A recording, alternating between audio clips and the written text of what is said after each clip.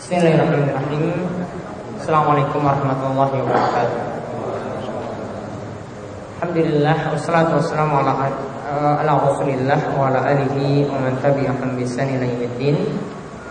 Baik, para jemaah sekalian, ikhwan fillah wa akhwati fillah rahimani wa rahimakumullah.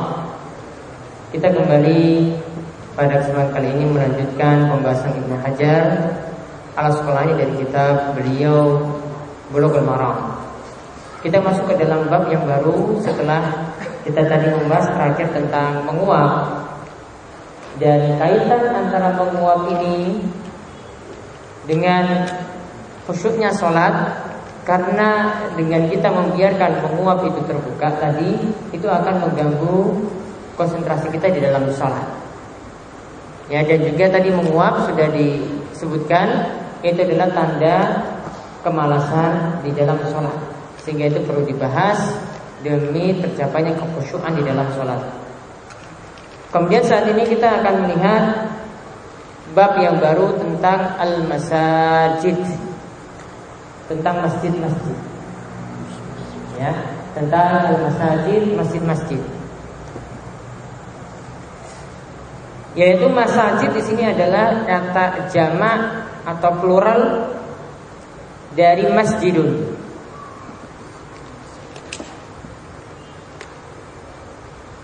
Dan masjid ini punya dua makna. Masjid ini punya dua makna. Yang pertama makna khusus, yaitu seperti masjid yang sehari-hari kita laksanakan sholat.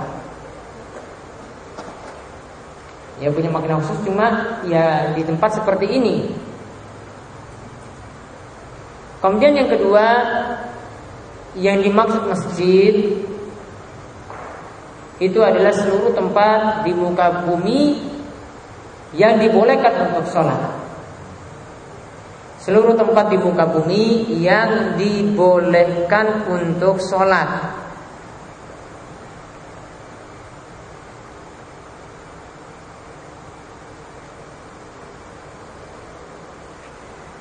Lalu apa kaitannya Ibnu Hajar memasukkan bahasan ini di dalam pembahasan sholat?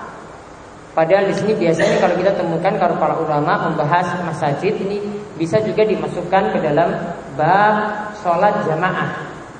Tapi di sini beliau bahas setelah menyebutkan syarat-syarat sholat, menyebutkan bagaimana khusyuk dalam sholat. Sebelum dimulai tata cara sholat, beliau jelaskan tentang masjid-masjid terlebih dahulu.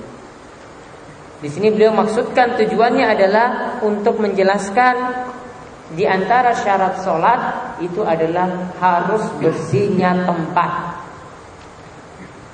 Di antara syaratnya sholat itu adalah harus bersih tempat. Jadi masjid ini harus bersih dari najis, dari kotoran-kotoran. Maka dari itu beliau bahas dalam pembahasan ini sebelum nanti beliau menjelaskan tentang tata cara sholat secara lebih lengkap. Namun kadang para ulama juga memasukkannya ke dalam pembahasan sholat jamaah, karena dalam sholat jamaah itu dilakukan di masjid.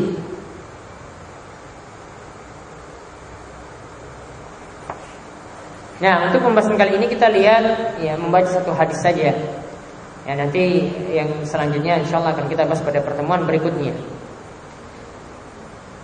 Yaitu kita lihat hadis yang pertama dalam bab ini, bab masjid-masjid, yaitu disebutkan hadis dari Aisyah radhiyallahu anha, yaitu perintah untuk membangun masjid dan juga menjaga kebersihannya. Perintah untuk membangun masjid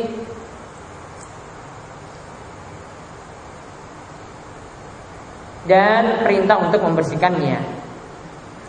Yaitu hadisnya adalah dari Aisyah radhiyallahu anha, ia berkata, Amara Rasulullah SAW bi bina'il masajid fid dur.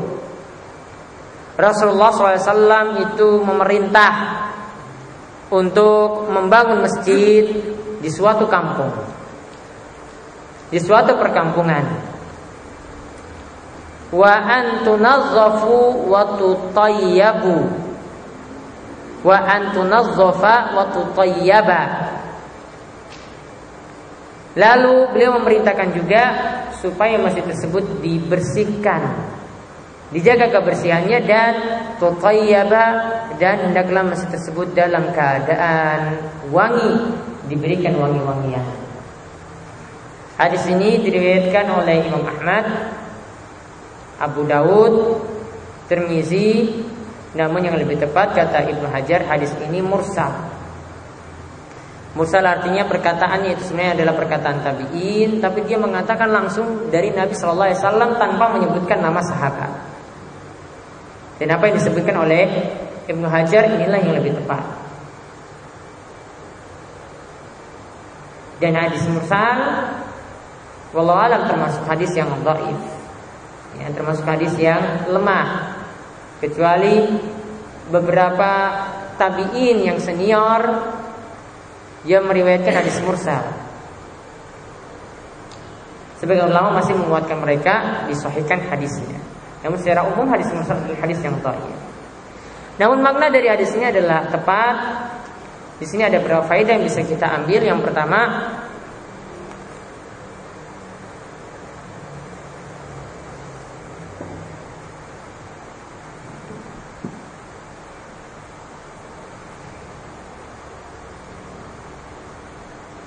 yaitu di sini ada perintah untuk membangun masjid.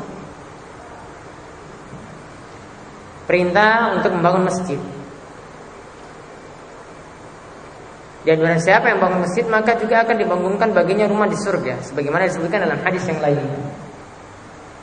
Namun motivasi ini seharusnya setiap orang itu memperhatikan di mana ke tempat penyaluran dana untuk masjid tersebut.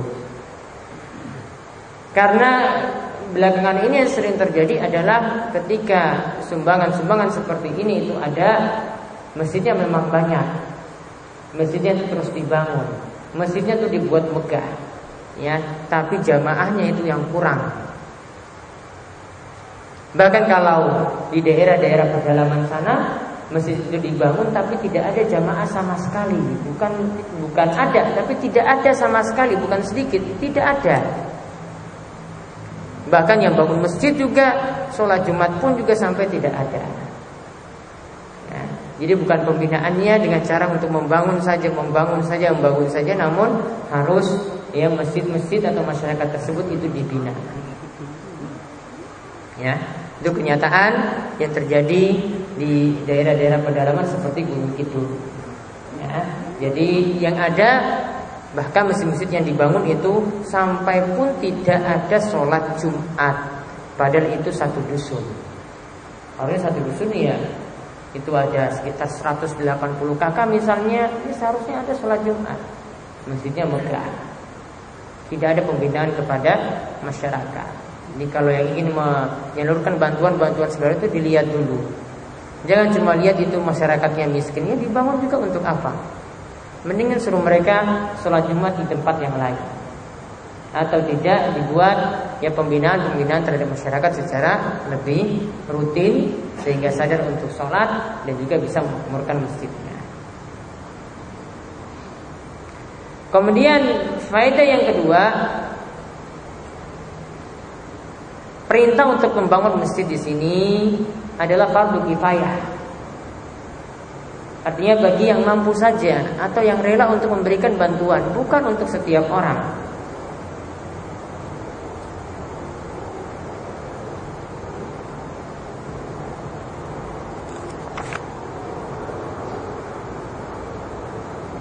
Dan siapa saja yang membangunnya, di sini kata Nabi SAW, sebagaimana kami isyaratkan tadi, man banallahu masjidan banallahu lahu baitan fil jannah. Ya, siapa yang membangun suatu masjid di dunia, maka Allah Subhanahu wa taala akan membangunkan baginya rumah di surga. Ini suatu keutamaan yang besar. Al jazaa'u min jinsil amal. Amalan yang dia lakukan ya dibalas juga seperti itu nanti pada hari kiamat kelak.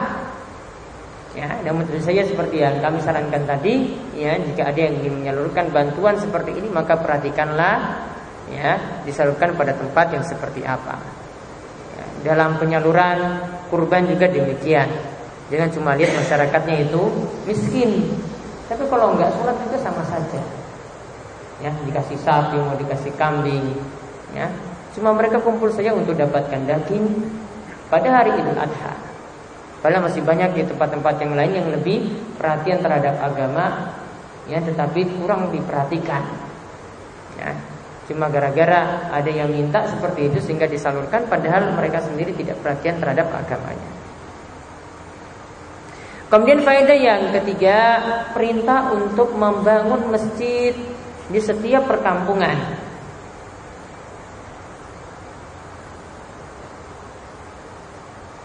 Karena jamaah itu bisa ada kalau ada masjid di situ.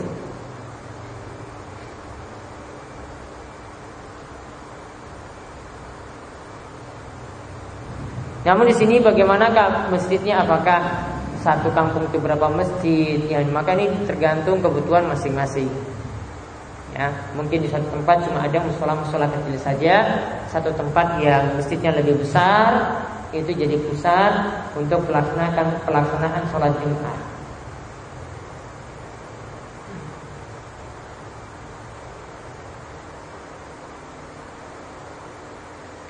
Kemudian faedah yang lainnya lagi, adanya perintah untuk membersihkan masjid.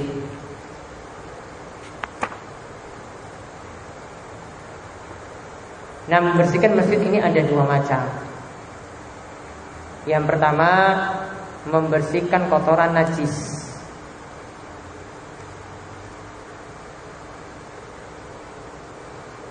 Maka hukumnya itu wajib. Nah, di sini harus dihilangkan dari masjid.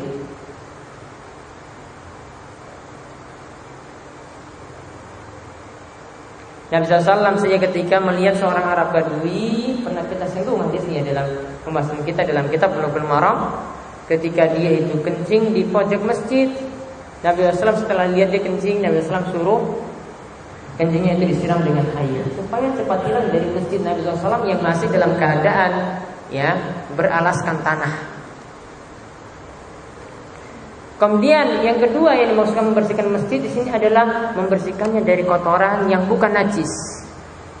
Ini termasuk juga. Dan di sini hukumnya sunnah, bukan wajib. Yang kedua ini hukumnya sunnah, bukan wajib.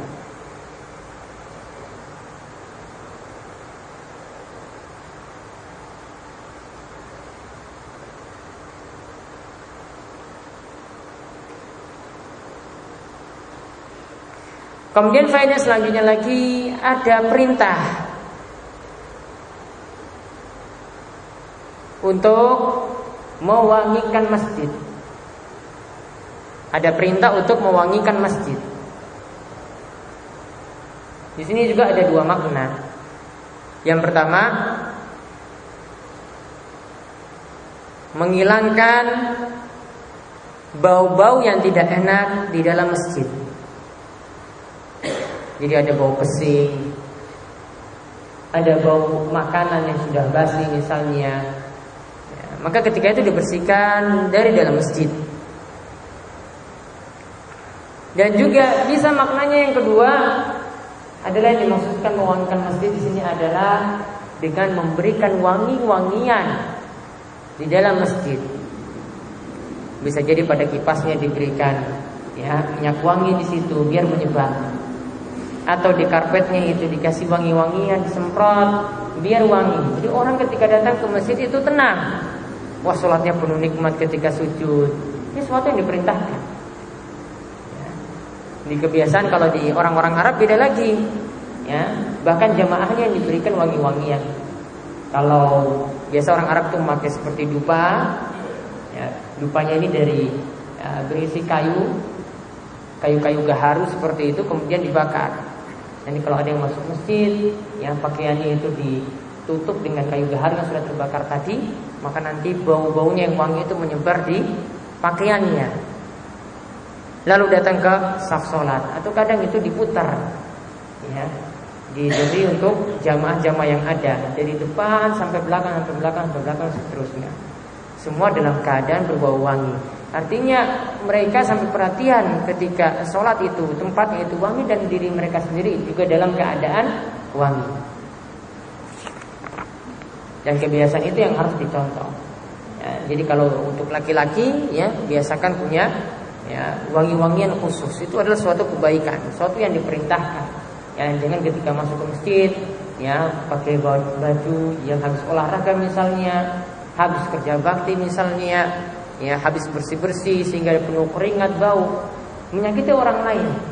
Sebagaimana Nabi SAW itu tidak suka jika ada yang datang ke masjid kemudian dalam keadaan bau mulut, yaitu bau habis makan bawang merah ataupun bawang putih. Nabi SAW katakan, la taqrabanna masjidana, janganlah dekati masjid kami.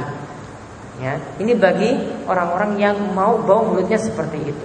Dan para ulama katakan ini bukan hanya pada bau mulut, tapi juga pada bau badan. Ya, itu juga termasuk juga di sini kata mereka sampai mengatakan juga ini termasuk untuk yang merokok.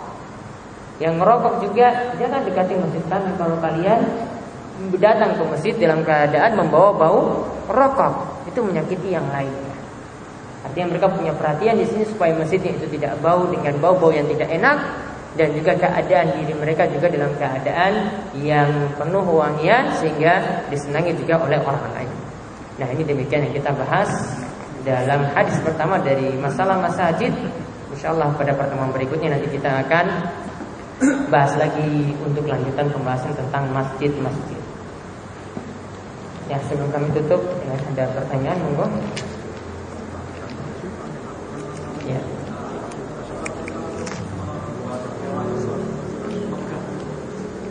Membuat megah suatu masjid dibolehkan atau tidak? Kemarin sempat kita singgung ada pembahasan dari Syekh Muhammad bin Shalih Al-Utsaimin. Ketika beliau masuk ke dalam rumah, kemudian melihat ada gambar-gambar, ya, lihat ada gambar sehingga mengganggu konsentrasinya di dalam sholat. Maka ketika itu beliau menceritakan ini juga termasuk dalam keadaan masjid saat ini. Masjid yang kita lihat itu penuh dengan hiasan. Kadang hiasan ini ada sesuatu yang dimakruhkan atau yang tidak disukai karena dapat melalaikan dalam sholat kita. Apalagi misalnya kalau kita ngerti apa yang ditempel di sekeliling masjid, apa yang dipajang di sekeliling masjid, terus kita baca saat sholat, itu sangat mengganggu sekali. Oleh karena itu, sebagaimana disebutkan dalam ayat Al-Quran bahwasanya masjid itu dibangun, ya, dimegahkan atau dimeriahkan atau dimakmurkan itu bukan dengan masjid tersebut kondisinya dibuat wah atau mewah.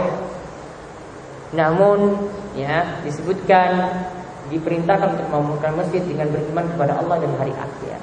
Diperintahkan untuk memakmurkan masjid, ya, dengan mendirikan sholat di dalamnya. Diperintahkan untuk membangun masjid, ya, dengan seorang itu melakukan ketaatan dalamnya. Jadi bukan hanya dengan masjidnya yang dibuat megah, ya, bukan dibuat megah. Bahkan ada sisi kekurangannya masjid yang megah seperti itu. Kita datang ke masjid adalah untuk merendahkan diri kepada Allah Subhanahu wa taala, bukan untuk merasa sombong. Ya, namun ketika masjid itu dibuat mewah, seolah-olah kita sudah menyombongkan diri dengan keadaan masjid seperti itu. Ya, jadi ketika masuk masjid pun dia tidak dalam keadaan tunduk, tidak dalam keadaan rendah diri, tawadhu kepada Allah Subhanahu wa taala, tidak. Gara-gara keadaan masjidnya seperti itu. Maka yang harus kita berlomba-lomba adalah bagaimana masjid-masjid itu bisa bukan megah, namun apa? Bisa terisi dengan jamaah. Bisa orang-orang tertarik untuk sholat. Bisa ada pengajian-pengajian seperti ini. Itu yang lebih bagus daripada terus membangun padahal masih banyak orang-orang yang membutuhkan dana, ya, daripada dihambur-hamburkan untuk cuma sekedar perhiasan yang kurang bermanfaat. Ada lagi? Ya.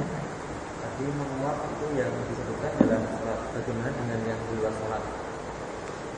Untuk menguapnya sama, ya. Untuk di dalam sholat, di luar sholat sama tadi ditahan. Tadi dibahas untuk di dalam sholat karena ini beliau masih membahas tentang masalah sholat. Jadi beliau tambahkan riwayat tadi, ya, dalam riwayat Tirmizi fi sholat di dalam sholat. Tapi kalau di luar sholat kembali ke hadis umum, hadis yang pertama, hadis riwayat Muslim yang memerintahkan untuk menahan mulut saat menguap. Itu berlaku pada hadis yang umum yang pertama. Kalau monet itu terjadi setan, monet itu Kayak gimana? harus menghentikan. Allah alam, itu cuma untuk menegakkan aja, nggak masalah. Ada lagi? Ya. Ngaji itu ada fasilitas-fasilitas yang lain, misalnya Di? masjid. Nah, Biasanya itu bukan fasilitas yang lain seperti untuk olahraga itu mulai daripada bikin biasa itu dibangun fasilitas biar bisa menambah keselamatan. bisa saya seperti itu, tapi nanti kalau itu berada dalam halaman masjid maka berlaku nanti hukum-hukum masjid. Misalnya, kalau itu masih dalam satu pagar, ya, berarti ketika itu tidak boleh lakukan jual beli di situ. Untuk kegiatan-kegiatan lainnya masih sah, ya, namun jual beli tidak boleh. Kemudian memasukkan kuburan juga dalam wilayah pagar tadi juga tidak boleh. Ada aturan-aturan yang mesti diperhatikan, ya, ketika itu masih berada di dalam pagar masjid. Namun kalau tidak dikasih pagar bebas. Jadi kalau halaman itu masih dianggap seperti masjid. Patokannya itu biasanya pagar. Oh, Patokannya itu biasanya pagar, para ulama katakan demikian. Ini juga nanti jadi aturan saat seorang itu itikaf. Itikaf dikatakan boleh keluar dari masjid itu bagaimana? Yang tidak boleh keluar dari masjid itu bagaimana? Selama itu masih dalam lingkungan masjid, berarti dia boleh putar-putar di situ, keliling-keliling. Ya. Kalau sudah keluar dari wilayah masjid kan ditandai dengan pagar, maka dia tidak boleh keluar dari situ. Jadi biasa ditandainya itu dengan pagar.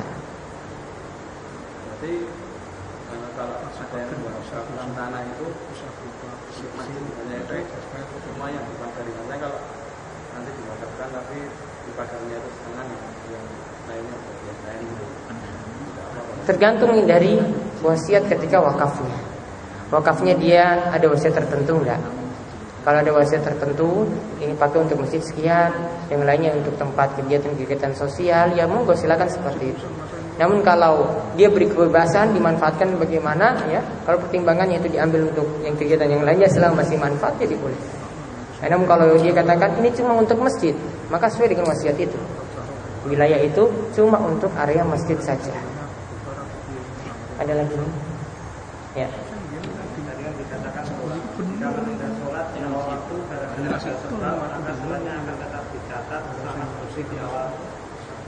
Ya.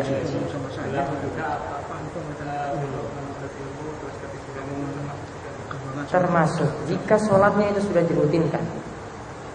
Syaratnya itu kalau sholatnya sudah biasa rutin, lalu ketika itu kita suatu waktu karena ketiduran, maka dicatat lagi seperti kita rutinnya itu seperti apa. Itulah hikmahnya amalan yang kontinu. Kalau amalannya itu ajak terus, dijaga terus seperti itu, dijaga terus seperti itu. Saat sakit kita cuma bisa berbaring tempat tidur untuk sholat, maka dicatat seperti kita dalam keadaan sehat dahulu. Saat kita bersafar cuma sholatnya 2 rakaat, kita biasa kalau tidak bersafar sholatnya 4 rakaat, maka dicatat juga seperti itu. Itulah hikmahnya amalan yang kontinu, amalan yang rutin dilakukan. Beda dengan amalan yang biasa bolong-bolong. Ada lagi? berarti itu misalnya kan waktu kuliah itu waktu gugur masih ada kuliah, terus kita datangnya terlambat itu Termasuk. Namun kalau memang telatnya itu bareng teman-teman, sholat yang berikutnya lakukanlah secara berjamaah. Ya, ini demikian yang kami bahas. Kemudian ada satu pengumuman untuk yang dia dahulu pernah kami memberitahukan untuk nomor SMS, ya, untuk mendapatkan info-info dan tausiah, kami minta untuk dikirimkan ulang karena ada kesalahan sistem, nama-nama dan kontaknya terhapus, ya. Jadi nanti akan dicatat ulang. Silakan kirim ke nomor yang sama seperti kemarin, 0815 ya, 0815, atau yang belum catat biar bisa kirim lagi 0815 680 7937. Format SMS-nya tulis saja nama, terus pagar kajian STPN, kirim ke nomor tersebut, nanti akan disimpan. Yang dapat tausiah dan juga bisa bertanya via SMS. Itu cuma SMS karena di komputer. Ya, ini kemauan ya, ini saja yang kita bahas.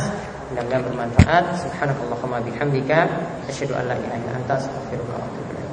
Ya, assalamualaikum warahmatullahi wabarakatuh.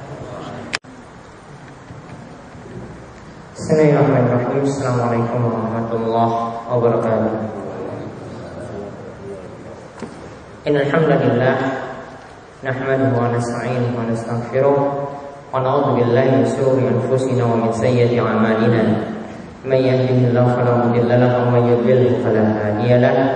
Wa asyhadu an la ilaha illallah wahdahu la syarika lah wa asyhadu anna Muhammadan 'abduhu wa rasuluh.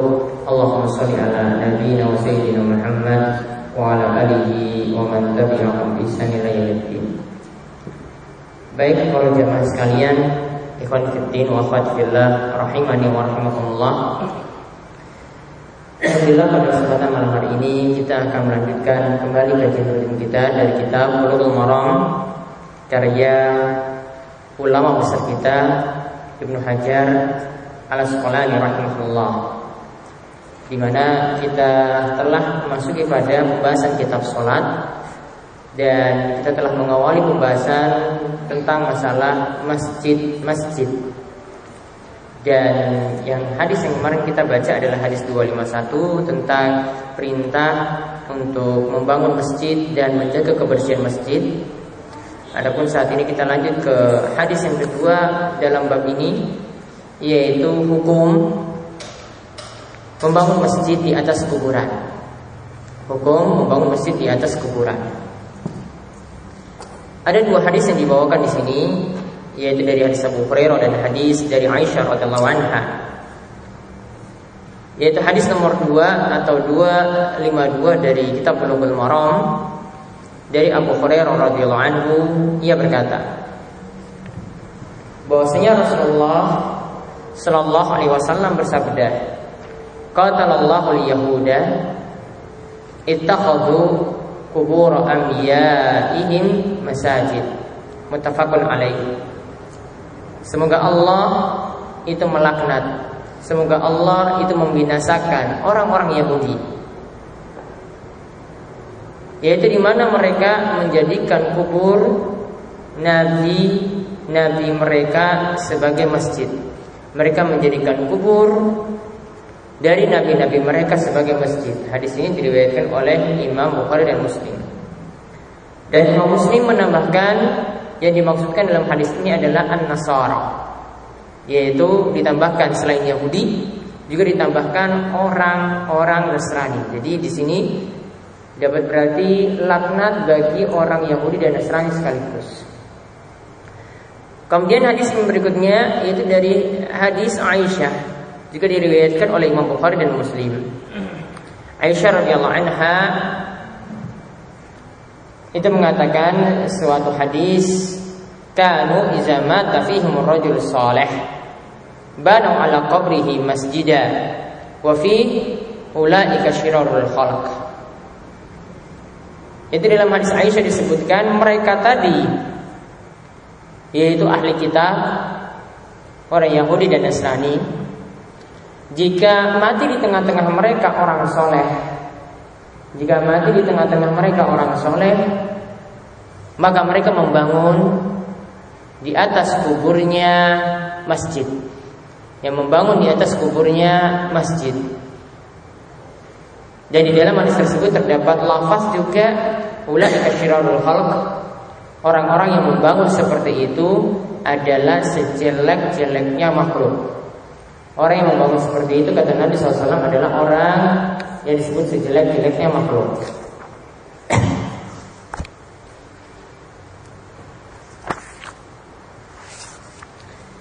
Ada beberapa faedah yang bisa kita ambil di sini.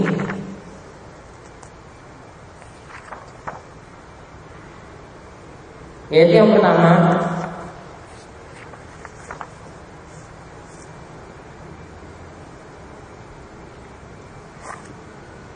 yaitu kesyirikan itu amat berbahaya.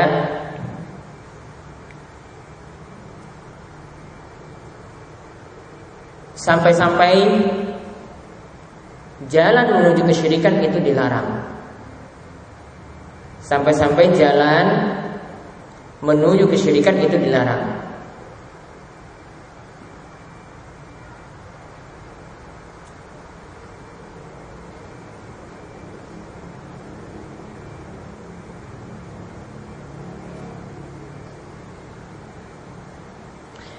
Asalnya kata Syekh Muhammad bin Shalih Al-Utsaimin, masjid yang dibangun di atas kubur itu sebenarnya digunakan untuk beribadah kepada Allah.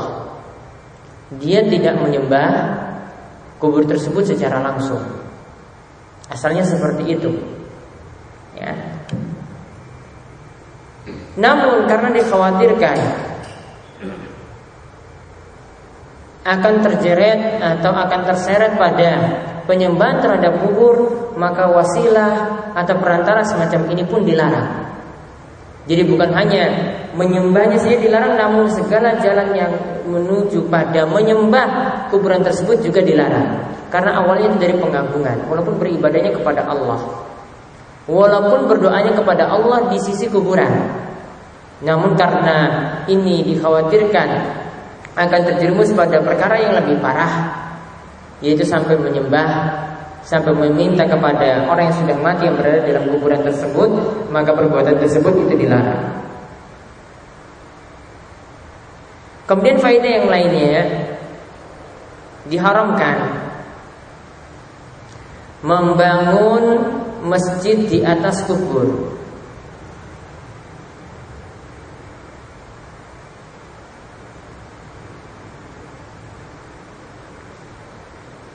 Ya, diharamkan membangun masjid di atas kubur.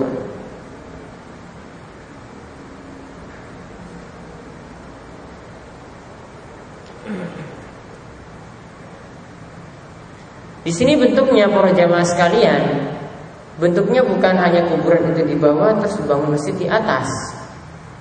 Di sini para ulama katakan bentuknya bisa jadi menyatukan antara kubur dan masjid dalam satu halaman. Bentuknya juga adalah menyatukan antara kubur dan masjid itu dalam satu halaman. Entah kubur tersebut berada di arah kiblat, atau berada berlawanan dengan arah kiblat, atau berada di utara atau selatannya. Seperti ini pun tetap terlarang. Walaupun nanti dia sholatnya itu kepada Allah Subhanahu wa ta'ala, namun ini adalah wasilah atau perantara menuju kesyirikan, sehingga hal tersebut itu terlarang.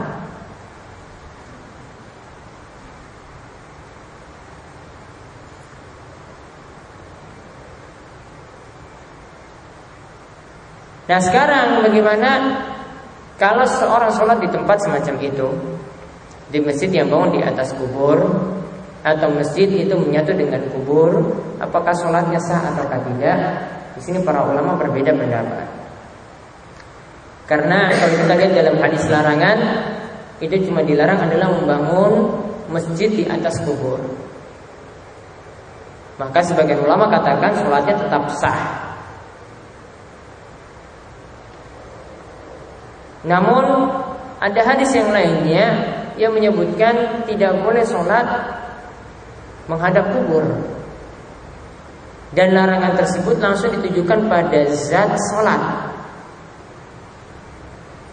Sehingga wallahu a'lam pendapat yang lebih tepat, sholat di tempat semacam itu sholatnya tidak sah. Namun kalau baru mengetahui setelah sholat itu dilaksanakan, ya, baru mengetahui setelah sholat itu dilaksanakan, dia baru tahu bahwasanya ini masjidnya ternyata dibangun di atas kubur, atau masjidnya ini menyatu dengan kubur, maka sholatnya tetap sah.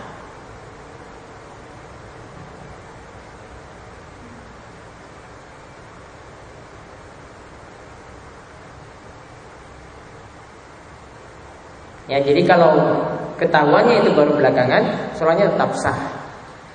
Namun kalau sejak awal tetap nekat sholat di situ, sudah tahu bahwasanya ini adalah masjid yang dibangun di atas kubur, maka tidak dibolehkan. Artinya sholatnya tidak sah. Namun biar perhatikan berbeda jika kuburan yang ada itu sudah dihilangkan, sudah dipindahkan ke tempat yang lainnya, itu cuma bekas area kubur, maka sah-sah saja sholat di masjid semacam itu. Kemudian faedah yang ketiga, membangun masjid di atas kubur adalah bentuk tasyabbuh atau menyerupai orang Yahudi dan Nasrani. Ya, membangun masjid di atas kubur itu adalah menyerupai orang Yahudi dan Nasrani.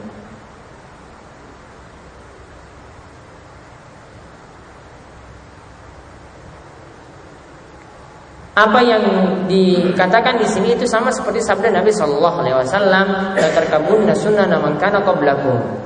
Sungguh kalian itu akan mengikuti ajaran orang sebelum kalian. Kalau kemudian para sahabat itu bertanya pada Nabi Shallallahu Alaihi Wasallam, "Al-Yahudi wan Nasara, apakah yang kami ikuti itu adalah Yahudi dan Nasrani?" Maka kemudian Nabi SAW mengatakan, "Faman, lantas siapa lagi yang kalian ikuti kalau bukan Yahudi dan Nasrani?" Ya, jadi apa yang beliau katakan di sini itu sama yang terjadi saat ini. Ya, banyak tempat-tempat atau masjid-masjid yang dibangun di atas kubur. Nah, itu hanya menyerupai apa yang dilakukan oleh orang-orang Yahudi maupun orang-orang yang Nasrani. Kemudian faedah yang keempat,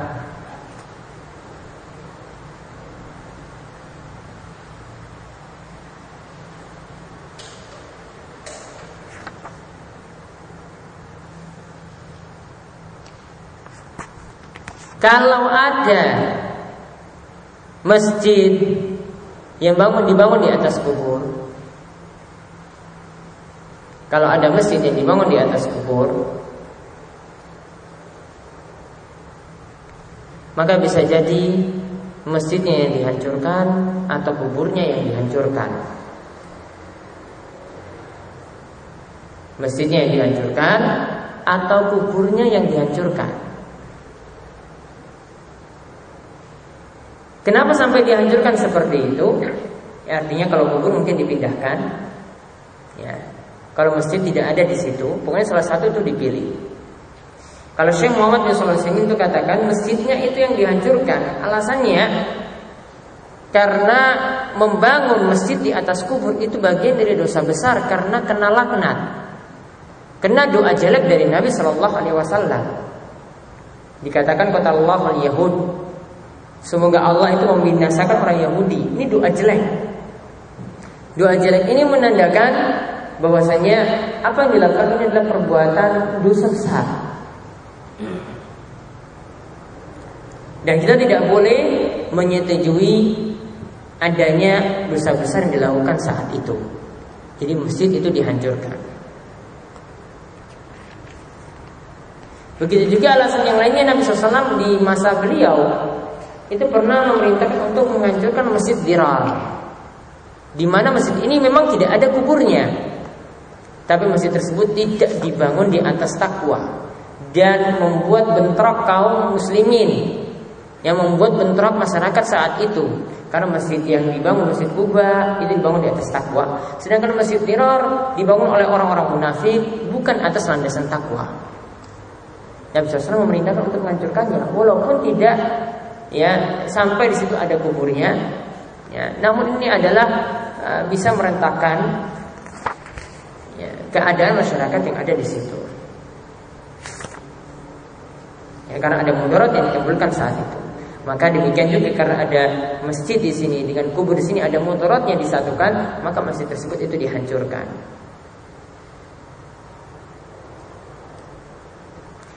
Kemudian faedah yang selanjutnya lagi disebutkan oleh Syekh Muhammad bin Shalih Al-Utsaimin bahwasanya kejelekan atau dosa itu bertingkat-tingkat. Kejelekan atau dosa itu bertingkat-tingkat. Misalnya dalam hadis ini dikatakan ulaika syirarul khalqi, mereka itu adalah sejelek-jeleknya makhluk. Berarti bertingkat-tingkat, ada yang jeleknya biasa, ada yang dosanya itu ringan, ada yang dosanya itu berat, ada yang lebih lagi daripada yang berat tadi. Ya, ada yang sampai tingkatan kekafiran.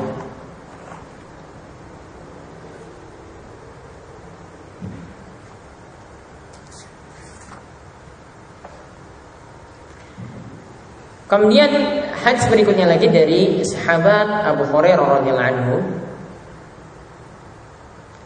Hadis ini membicarakan tentang hukum orang kafir masuk masjid. Jadi kita masih membicarakan tentang masjid-masjid. Sekarang kita lihat bagaimanakah hukum orang kafir itu masuk masjid. Yaitu Nabi SAW di sini dikatakan, ya dari hadis Abu Hurairah radhiyallahu anhu, ba'atsan Nabi SAW khailan faja'at bi rajulin farabatuhu bisariyatin min sawaril masjid. Al-hadis muttafaqun alaihi.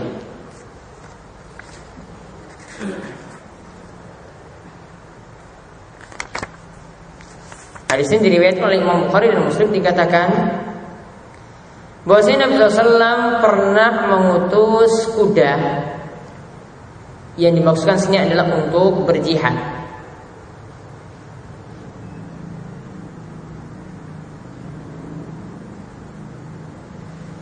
Kemudian faja'at bi rajulin farabatuhu bisariyatin min sawaril masjid. Kalau diterjemahkan diartikan apa? Faja'at bi rajulin, mereka datang dengan membawa seseorang tawanan bisariyatin. Terus dilanjutkan, mereka mengikatnya pada salah satu tiang masjid. Nah lihat, ketika itu ya Nabi SAW itu mengutus kuda untuk berjihad. Kemudian ketika itu ya ada seseorang itu datang membawa tawanan. Ya, tawanan ini bernama Sumamah bin Usal. Sumamah bin Usal. Dia dari kabilah Bani Hanifah dari Yamamah.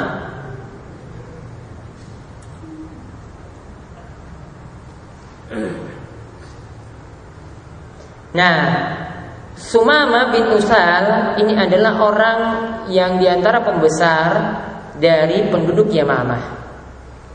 Kemudian tatkala itu dia ditangkap, kemudian dijadikan tawanan, ya, dan dia diikat di salah satu tiang masjid. Ya, dia diikat di salah satu tiang masjid. Apa alasannya dia itu diikat?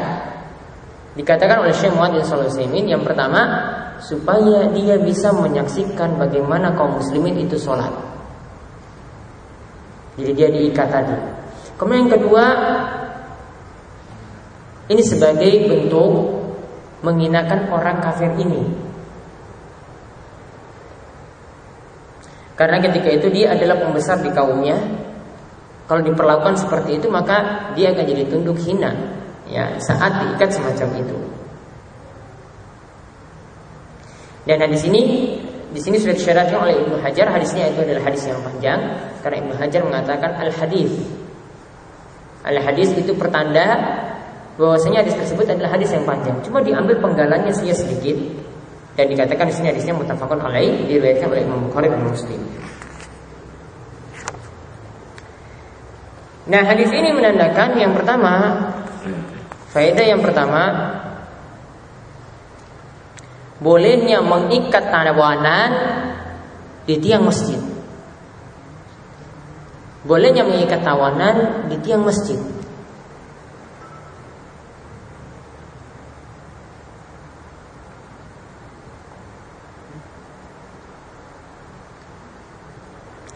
Kemudian faedah yang kedua, boleh orang kafir itu masuk masjid. Sebagaimana ditemukan di sini pada Sumamah bin Usal. Dia adalah orang kafir, dia diikat ketika itu di salah satu tiang masjid.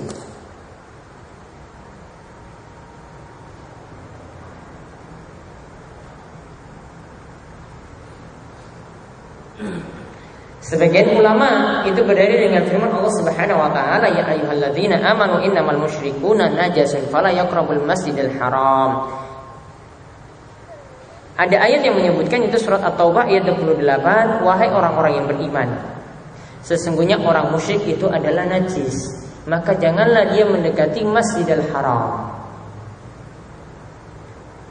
Dari ayat ini sebagian ulama katakan orang kafir tidak boleh masuk masjid. Namun kata Syekh Muhammad bin Shalih Al-Utsaimin itu tidaklah benar. Ya. apa yang terjadi pada Mekah itu berbeda dengan masjid-masjid yang lainnya. Kalau di Mekah memang orang kafir tidak boleh masuk di area tanah haram, apalagi ke Masjidil Haram. Orang kafir tidak boleh masuk. Ya, orang kafir tidak boleh masuk di area tanah haram. Namun hal ini tidak berlaku untuk masjid-masjid yang lainnya. Ya, buktinya dalam hadis ini masih ada atau masih jadi dalil bolehnya orang kafir itu masuk masjid. Kemudian faedah yang ketiga, kata Syekh Muhammad bin Shalih Al-Utsaimin, kalau dikatakan orang kafir itu najis, najisnya itu bukan seperti benda.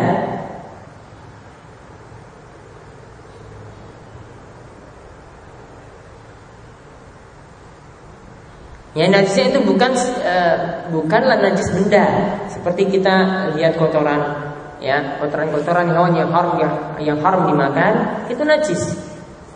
Orang kafir bukan seperti itu. Buktinya ada orang kafir yang masih boleh masuk masjid seperti yang kita lihat dalam hadis ini. Jadi yang dimaksudkan dengan najis dalam ayat tersebut itu adalah maksudnya adalah dalam akidahnya, dalam keyakinannya, dalam pemahamannya, bukan dalam tubuhnya, bukan pada tubuhnya yang kita katakan najis.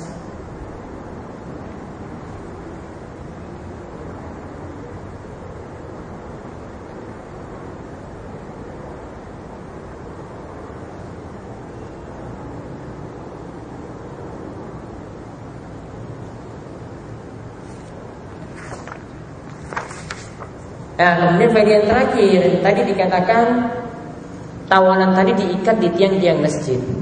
Maka ini menunjukkan bahwasanya masjid itu boleh memiliki tiang-tiang di dalamnya. Namun kata Syekh Muhammad bin Shalih Al-Utsaimin, kalau tiangnya makin sedikit itu lebih bagus. Kenapa? Kalau tiangnya itu banyak nanti makin mudah memutus saf salat. Kalau tiangnya kecil mungkin tidak ada masalah. Kalau tiangnya besar-besar, ya, maka makin mudah memutuskan saf salat. Maka kata beliau, ya di sini cuma beliau katakan itu makruh jika membuat saf di antara tiang-tiang tersebut. Jadi bagusnya kalau ada tiang tadi ya disuruh mundur, biar safnya itu tidak terputus tatkala itu. Kalau dalam keadaan terpaksa saja baru dibolehkan, misalnya yang keadaan masjid yang sudah penuh sesak, ya tidak mungkin lagi kita membuat saf-saf lagi di belakang, kecuali harus mengambil tempat pada area tiang-tiang tersebut.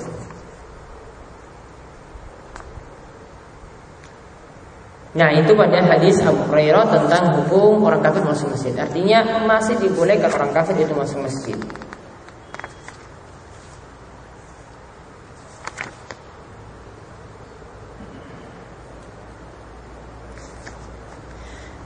Kemudian yang berikutnya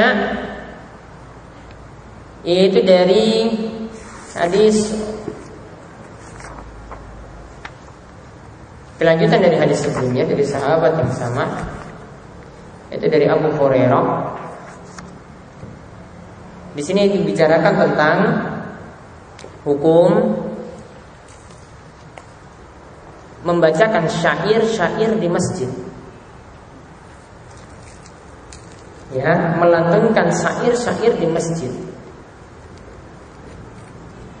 Yang dimaksudkan melantunkan syair-syair di sini cuma ya syair-syair saja tanpa alat musik.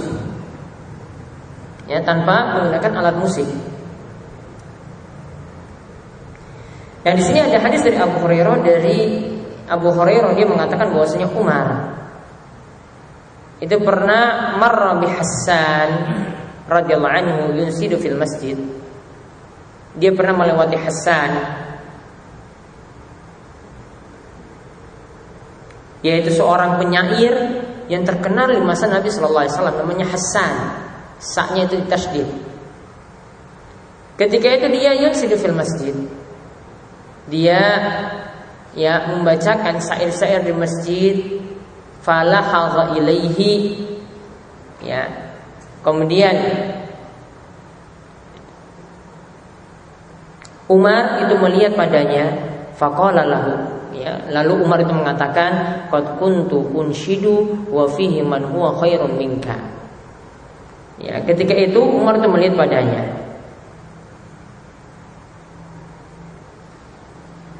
Lalu ia ketika itu mengatakan, qad kuntu unshidu, aku dahulu pernah membacakan syair-syair seperti itu di masjid.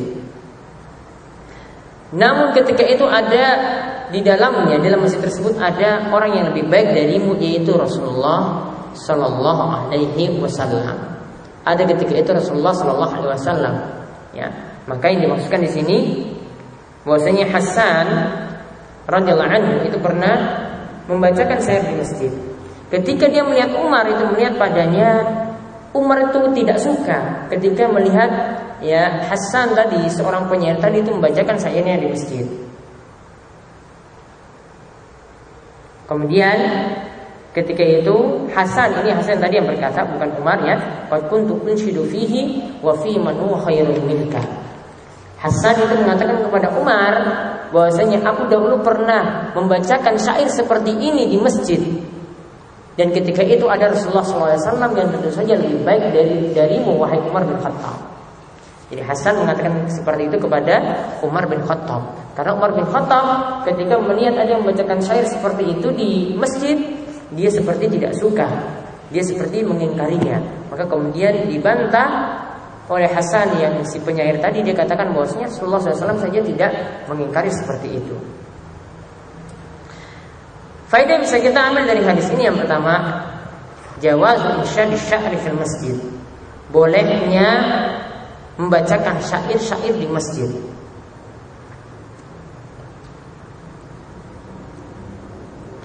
Karena Nabi SAW itu menyetujui si Hasan tadi untuk melantunkan syair-syairnya di masjid.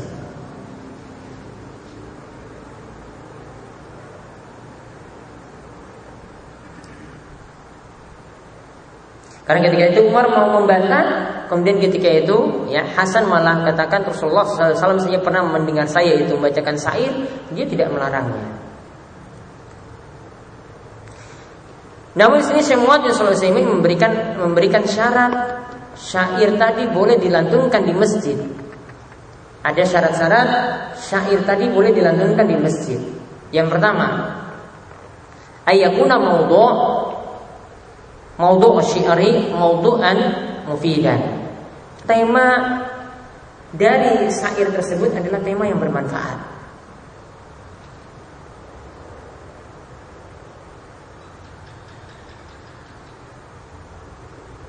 Jadi ada maslahatnya ketika syair tersebut itu dibacakan. Barangkali untuk motivasi-motivasi supaya giat dalam beribadah, motivasi-motivasi untuk giat dalam berjihad, motivasi untuk belajar. Kemudian yang kedua, alla yu'dzi bidzalika ahadan, tidak mengganggu siapa-siapa di masjid.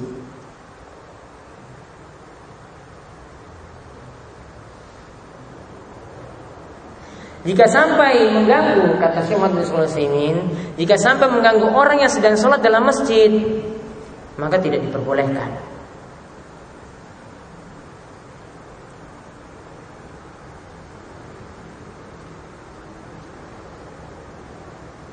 Karena lihat Syekh Muhammad ini mengatakan, beliau beralasan Nabi SAW saja melarang dengan bau mulut, yaitu dari setelah makan bawang merah atau bawang putih. Ya, bau mulut ini ada dibawa ke sholat jamaah masuk dalam masjid. Nabi SAW saja melarangnya. Fala taqrabanna masjidana. Orang yang seperti itu Nabi katakan janganlah dekati masjid kami. Maka Syekh Muhammad di sini katakan, Syekh Muhammad bin Shalih Al-Utsaimin ini katakan, segala bentuk menyakiti orang lain bukan hanya dengan bau mulut, begitu juga dengan senandung-senandung syair, apalagi mengganggu orang yang sedang sholat, maka itu tidak dibolehkan. Walaupun tujuannya untuk membaca sholawat setelah azan. Ya, walaupun tujuannya untuk membaca sholawat setelah azan. Ada yang masuk masjid, dia mau melaksanakan sholat sunnah, dia mau melaksanakan sholat rawatib. Maka ketika itu kalau syarat ini tidak dipenuhi maka tidak boleh. Cukup si muadzin tadi, ya, dia bersalawat untuk dirinya sendiri sudah cukup. Tidak perlu dikeraskan dengan mic atau pengeras suara. Dia catatan yang diberikan oleh beliau apa?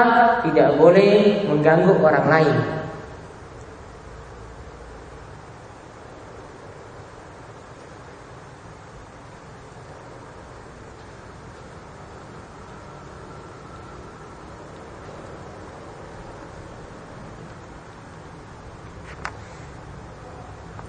Kemudian syarat yang ketiga kata Syekh Muhammad bin Shalih Al-Utsaimin, ketika bersenandung seperti itu dalam masjid,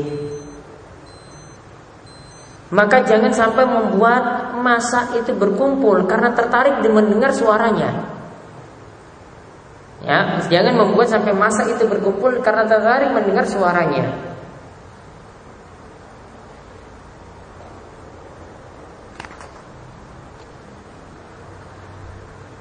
Karena hal ini sangat mengganggu sekali untuk jamaah yang lainnya. Semua pada berkumpul di situ, yang lainnya berkumpul lagi mendengar suaranya, mengganggu aktivitas yang ada di dalam masjid. Jadi 3 syarat ini yang beliau katakan harus ada. Temanya itu tema yang bagus. Ya, jangan sampai tema-tema yang tidak ada manfaatnya, kemudian tidak menyakiti orang lain, tidak mengganggu orang lain, tidak mengganggu orang yang sedang sholat. Kemudian juga tidak membuat bertempuknya masa di situ karena dia melantunkan dengan suara yang bagus, dengan suara yang indah.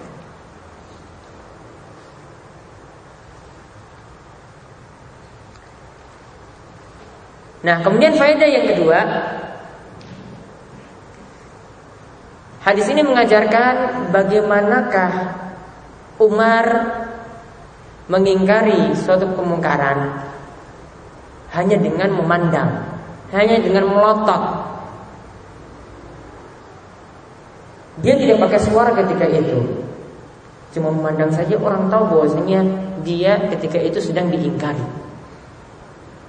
Jadi boleh seperti itu, kita cuma memandang saja, orang tahu kalau kita itu salah. Ya, cuma memandang saja dengan pandangannya. Ya, seperti itu sudah tahu orang itu salah. Nah, ini berarti cara pengingkaran yang bagus. Tidak dengan suara, kadang kalau dengan suara mungkin orang tidak terima, apalagi dengan tangan itu juga orang tidak terima. Cuma dengan memandang saja orang sudah tahu kalau itu salah dan dia tidak mau mengulanginya lagi. Kemudian faedah yang ketiga,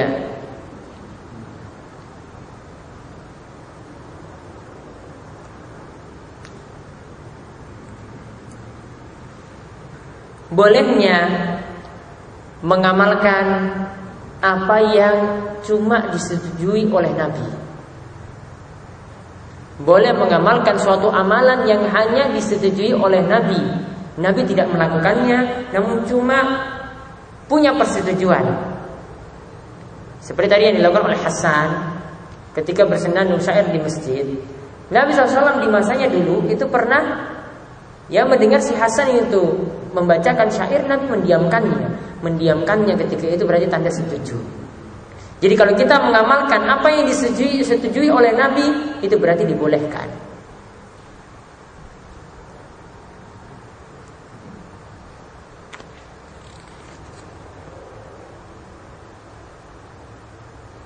Seperti misalnya juga Nabi SAW itu pernah menyetujui amalan seorang sahabat. Dia itu setiap kali membaca surat, dia selalu tutup dengan membaca Qul huwallahu ahad. Baca pada rakaat pertama satu surat, setelah Al-Fatihah tutup lagi Qul huwallahu ahad, Allahu samad lam yalid wa lam yulad wa lam yakul lahu kufuwan ahad. Rakaat yang kedua dia tutup lagi, baca dengan Qul huwallahu ahad lagi. Kemudian para sahabat yang lainnya itu heran, ini kok setiap kali baca surat kok tutupnya dengan Qul huwallahu ahad.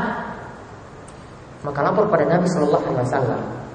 Kemudian Nabi SAW tanyakan pada orang itu, kenapa kamu kalau setiap membaca surat kok tutup terus dengan Qul huwallahu ahad?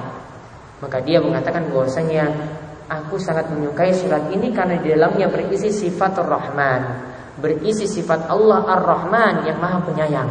Karena dalam surat Al-Ikhlas isinya cuma membicarakan tentang Allah saja. Aku suka seperti itu. Maka Nabi SAW langsung mengatakan kepadanya, sungguh Allah, karena melihat keadaanmu seperti itu, Allah juga mencintaimu. Gara-gara dia suka membaca surat Al-Ikhlas. Persetujuan dari Nabi SAW. Nabi tidak melakukannya, namun cuma menyetujui sahabat tersebut melakukannya. Maka itu dibolehkan untuk mengamalkannya.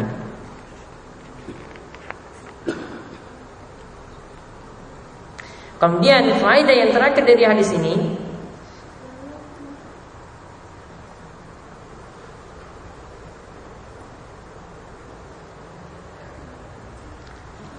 bahwasanya masjid itu adalah tempat yang mulia, sehingga tidak boleh mengeraskan suara di dalam masjid. Adapun di Masjid Nabawi, Masjid Nabi Shallallahu Alaihi Wasallam, itu lebih keras lagi larangannya. Kalau di masjid-masjid biasa cuma dilarang saja, jangan mengeraskan suara, cukup dengan suara yang pelan dalam masjid. Sedangkan untuk Masjid Nabawi, Masjid Nabi Shallallahu Alaihi Wasallam di kota Madinah, itu lebih keras larangannya. Tidak boleh mengeraskan suara di situ. Pernah Umar bin Khattab melihat ada orang yang sengaja mengeraskan suara dalam Masjid Nabawi.